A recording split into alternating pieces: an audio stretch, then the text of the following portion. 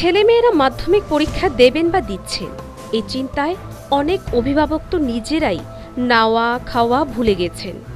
ছাত্রছাত্রীদের চেয়ে অভিভাবকদের টেনশন অনেক বেশি। আর এটাই যে স্বাভাবিক। টেনশনের বহর এতটাই বেশি যে একটি অংশের অভিভাবকরা তাদের সন্তানদের অঙ্ক পরীক্ষা নিয়ে একদমই জুবুথুবু। 16ই মার্চ হবে মাধ্যমিকের অঙ্ক পরীক্ষা। এই অঙ্ক পরীক্ষাতেই লাগবে ক্যালকুলেটর। ক্যালকুলেটর ছাড়া যে শিল্পীদি, খোকন, প্রিয়াদি, পূজারা যে অঙ্কই করতে পারবে না। তর্কের খাতিরে বিবৃত হলো এই কাল্পনিক নামগুলো। দিদিদের মধ্যে এক দিদি বলেন, ক্যালকুলেটর ছাড়া তো কোনোভাবেই অঙ্ক করা সম্ভব না। অঙ্ক পরীক্ষা তো ক্যালকুলেটর এবার ইউজ করতে দেওয়া হবে না বলছে, কিন্তু ছাত্ররা তো জানতো না আগের থেকে, এতদিন ক্যালকুলেটারেই করে এসছে। তো এখন পরীক্ষা মাত্র 3 ঘন্টা, 3 ঘন্টার মধ্যে ক্যালকুলেটর চালাতে দেওয়া সম্ভব না, কারণ তারা তো ক্যালকুলেটারে করে অভ্যাস।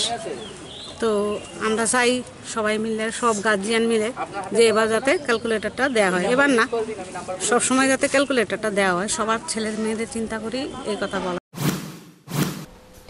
একই সুরে সুর মেলালেন আরেক অভিভাবক দিদি। তিনি বলেন, এই বিষয়ে তারা কারোর সাথে কথা বলেননি, সবটাই তাদের ইচ্ছে। সত্যি, ইচ্ছেরও যে আসলে কোনো বাধা বা সীমানা থাকে না, এটা কিন্তু তারা আবার বুঝিয়ে দিলেন। হয় এটা আমরা গার্জিয়ানদের তরফ থেকে চিন্তাধারা করেছি। আমরা কারোর সঙ্গে কোনো যোগাযোগ করিনি, কোনো মাস্টারের সাথেও যোগাযোগ করিনি। আমরা এখনই খবর পেয়ে, স্কুলে এসে খবর পেয়ে তারপরে আমরা সিদ্ধান্ত করলাম যে ক্যালকুলেটরটা দেওয়া হলে ভালো হয়।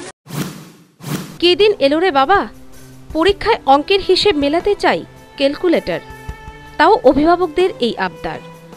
মাধ্যমিক পরীক্ষার অঙ্ক কি এতটাই কঠিন হয় এখন যে ক্যালকুলেটরের সহায়তা নিতে হয়? সময় তো 3 ঘন্টার পরীক্ষায়। কঠিন বিষয় অঙ্ক, এটা সবাই জানে। তবে অনেকের কাছেই অঙ্ক আবার একদমই জলের মতো সহজ। তারা কেন ক্যালকুলেটর চাই করে না? একে তো অঙ্কের প্রতি ভয়ভীতি রয়েছে অনেকের। এবার এই ধরনের অভিভাবকদের ক্যালকুলেটর চাই বিষয়টি কতটা যুক্তিগ্রাহ্য তাই এখন দেখার বিষয়।